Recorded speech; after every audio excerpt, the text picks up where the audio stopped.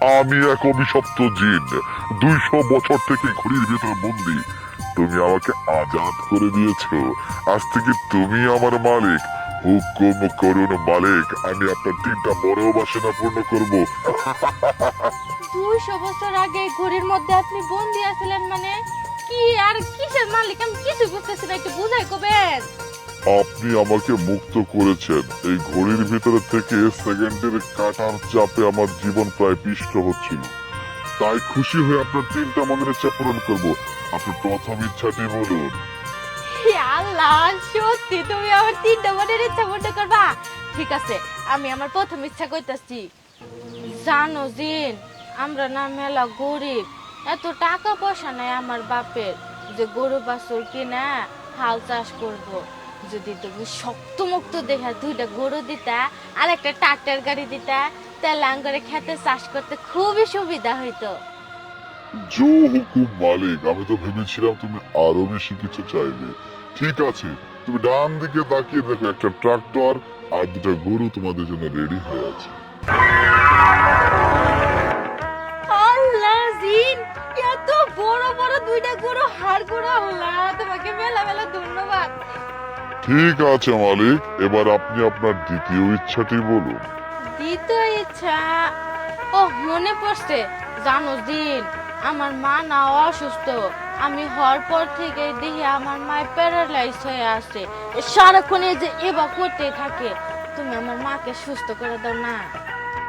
ঠিক আছে মালিক, আপনার দ্বিতীয় ইচ্ছাটিও পূরণ হয়ে যাবে। আপনি বাড়িতে যেয়ে দেখবেন আপনার মা সুস্থ। এবার আপনি আপনার শেষ ইচ্ছা অর্থাৎ তৃতীয় ইচ্ছাটির কথা বলুন। তাড়াতাড়ি আমি পূরণ করে দিয়ে আমি মুক্ত হয়ে যাব। তৃতীয় ইচ্ছা? দিন, তুমি একটু দাঁড়াও। আমি তো আমার 2টা ইচ্ছার কথা কইলাম। তুমি যেহেতু আমার মাইকে বালা করে দিছ, আমি আমার মাইকে ডাইকে নিয়ে আসি গে। তৃতীয় ইচ্ছার কথা না হয় আমার মাই কই, আমার মা যেটা সব ওইটাই দিও। হ্যাঁ ঠিক আছে, তাড়াতাড়ি যান। আমি খালাম কেমনে? আমি তো একবার সুস্থ হয়ে গেছি গা। কথা কর বাইতাছি, হাত পা লড়াল বাইতাছি।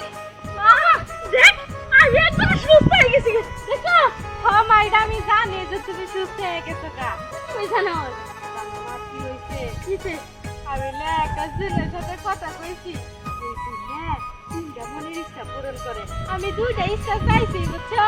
এই আল্লাহ, তাই নাকি? কি চাইছো? ওই যে 2টা হাড় গরু দেখতেছো না, ট্রাক্টর দেখতেছো না, ওই 2টা দিছে। আর একটা হলো পরে যে তোমাকে সুস্থ করে দিবার কইছি, তোমাকে সুস্থ করে দিছে। হাইদা, তুই কি পাগলা? এগুলা কি চাইছস?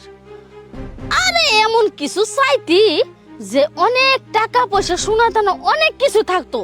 এছাড়া আরো আরো মেলা কিছু আমার নিয়ে যা, আমি অনেক কিছু চাম। তোমাকে নন লেগে আইছি, কিন্তু আর একটা জিনিস চাবার পারবা। বেশি কিছু চাওয়ার দরকার নাই, একটা মানে স্বাভাবিক কোনো কিছু চাইলেই হবো। হ্যাঁ, আর শুধুমাত্র এই একটা জিনিস বাইবে চিনতে চান না গো, সাধারণ জিনিস চান যাব না। চল আমার নিয়ে চল আগে, লও যাই। চল। দিন, এই যে আমি আমার মাকে নিয়ে আইছি, আমার মা যা চায় তাই দিয়ে ইচ্ছাটা পূর্ণ করো। ঠিক আছে, তুই তোর মাকে চাইতে বল। আচ্ছা জিন, হলো আমার না এমন একটা বর দেও যে না আমি যেটা বললাম ওটাই শোনা হয়ে যায়। ঠিক আছে, এখন থেকে তুই যা স্পর্শ করবি তাই স্বর্ণ হয়ে যাবে। মা দেখছো চিন্তা করে কত বড় উপকার করলো। এখন থেকে আমার দুঃখ কষ্ট আর কোনো কিছু থাকবো না। এই ঘড়িটার লেগে আঙ্গুরে সব কিছু হইলো। ঘড়িটাকে শক্ত করে রাখা লাগবো মা। আরে মা, তুই ঠিক কথা কইছস, আমার কোনো দুঃখ কষ্ট থাকবো না। হ্যাঁ ঠিক আছে, তুই গড়ি ঠিক করে রাখিস। যা একটা ফুল নিয়ে আগা, পরীক্ষা করে দেই। কি ফুল আনমো? আরে পানা ফুল নিয়ে আগা, পানা ফুল। হাই হাই, এটা আমি কি করলাম?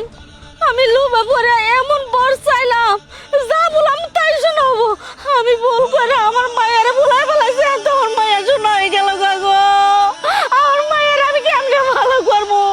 এরকম বর আমার দরকার নাই। এত লোভ আমি আর করবো না। আমার মায়ের ভালো করা চাই। এখন আমি কই যাবো গো, কার কাছে যাবো? ও মগো তুই তো কথা কস না আমি কেমনে তোরা ঠিক করবো